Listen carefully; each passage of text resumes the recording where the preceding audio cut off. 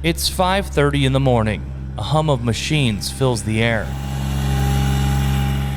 The calm before aeration day begins. Being closed for the day really puts us against the clock, so every second counts. It's like the great rapper Eminem once said, you got one shot, one opportunity. And something about mom's spaghetti. Something like that. 13 hours of daylight, 18 greens, and a fairway to aerate. The team needs to be on the same page. Everyone has different methods for the aerification process, but for us, it's a matter of creating a hole, applying sand, and working the sand into the holes. It's approximately 44 tons of sand that we go through. This helps alleviate compaction, displace thatch, and help with water infiltration. It also puts pressure on turf technician Brian Kolar to make sure equipment is up to the challenge. Looks pretty simple and small, but takes some happy miracles to make it work properly.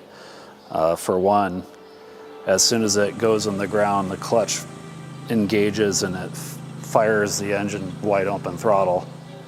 If it doesn't do that, it's just going to stall in the turf and start ripping it. Sometimes the sensor for the lift lower feature goes out and you have to inspect it. The adjustment for the switch up here. There's also a number of different tines that are used. You got the hot dog maker, the saber tooth, the deep stabber, the professional rock finder, small solid, a medium solid. That's to name just a few. There's a lot of moving parts that can wear out over time and take a beating. To say that these units go through a lot of abuse during this process is an understatement. Just want to go through and check for any looseness in the bearings and stuff. Looks good. Meanwhile, out on the third hole, assistant Nate Wagner is busy aerifying the fairway. So it's a slow process. You're really only moving about 1.5 miles an hour. You got to make sure you have the PTO shaft speed set properly. That way the spacing on the holes is square. Because if you start going a little too fast or the speed's not set right, they'll start to get a little staggered. They just don't really look that good. But yeah, I mean, I'll probably be on this fairway for about 8 to 10 hours, if I had to guess. Wagner knows he has to stay focused and be precise with his lines. This is my third time actually tining the fairways, and this is the first time successfully so far not hitting any sprinklers.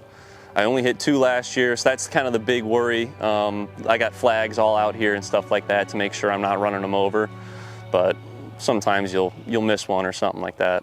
Days like today are all about the process.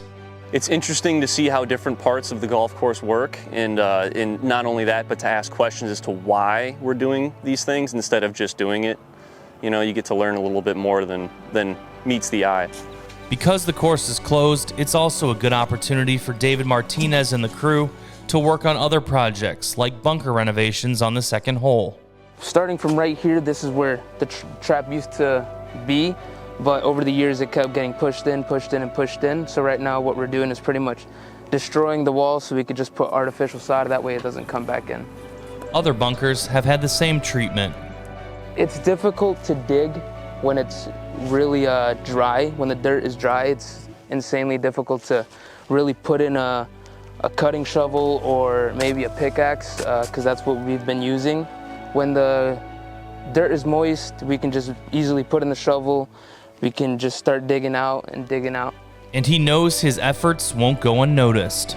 It feels great, honestly, knowing that something that, you know, I put my hard work into is going to be there for a while. Because it's challenging to do what we do, but, you know, you see the finished product and you realize that it's worth it. For Superintendent Ben, that pretty much sums up why his team shows up every morning. For the agronomy crew, summers can be a grind. We really look forward to the aerification process this time of year. It kind of denotes the end of the season for us.